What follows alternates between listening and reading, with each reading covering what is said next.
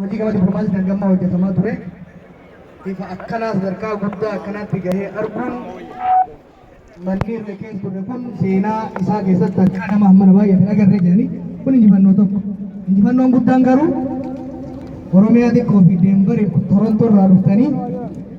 Itoophiyaa xiqqoo keessatti injifannoo kana fakkaatu argamtuun alagoota Oromoo ta'uu teenya tuffattee Oromoo ta'uu teenyatti aartu mataa waan cabsitaniif horaa bulaa ulfaadhaan hin jabu.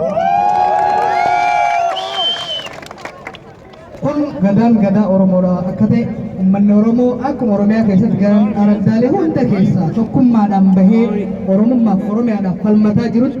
Oromoon teenya Ameerikaa kaabaa keessa arra jirtu nama Faransaay irraa hunda dhufeen argasitti uummanni keenya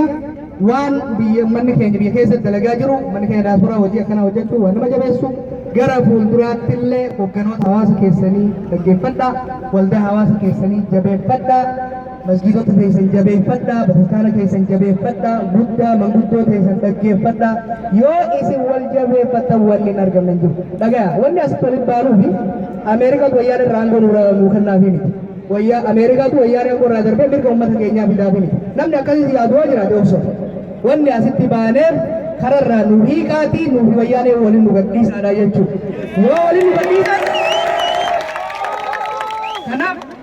wanni guddaan asirraa bara nu gara fuulduraatti godhamuu qabu uummanni keenya tokko tahee humna takkaan sagalee takkaan tarsiimoodhaan masakamee yoo deemu taate wayyaanee miti abbaa fedhe kan mirgaaf dantaa saba keenyaa tuquu danda'u kararraa maysinee Oromiyaa bilisoomte